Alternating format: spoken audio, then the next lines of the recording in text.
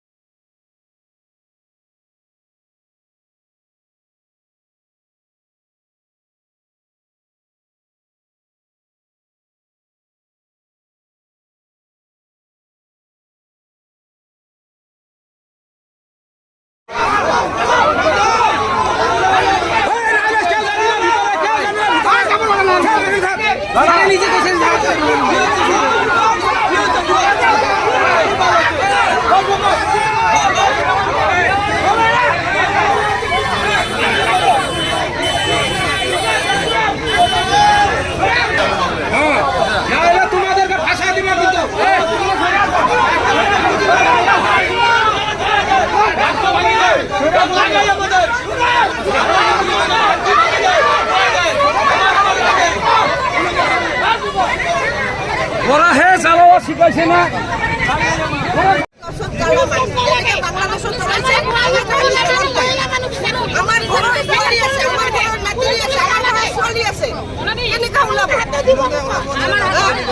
চুৰি হয়ে থাকে তাতে আমাৰ পাথৰ লাগে চুৰি হয়ে থাকে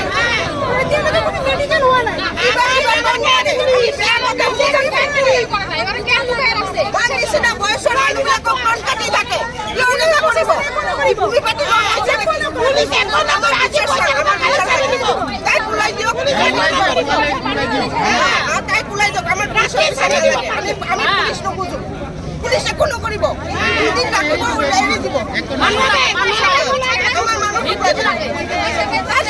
পুলিশে এৰি দিলে আমাৰ পিছত আমাৰ ল'ৰা ছোৱালীৰ পিছত একশ্যন ল'বতো মানুহ আনি তেতিয়া কি হ'ব ৰাতি পেলাই ডাকাতি কৰিব আহিব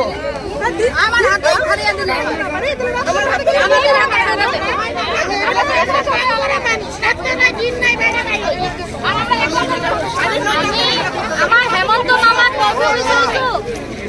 আমি হেমন্ত বিশ্ব শৰ্মাক স্মাৰক কৰি আছো যে আমাৰ এইটো কেছটো সলভ কৰিব লাগে, আমাৰ হাতত উঠাই দিব লাগে, ৰেপিষ্টক দিব লাগে, এইটো অনুৰোধ আমাৰ মামাৰ হাত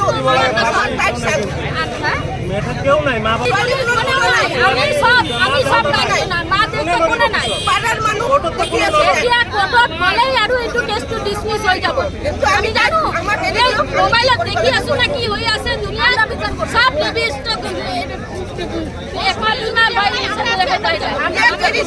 আমাৰ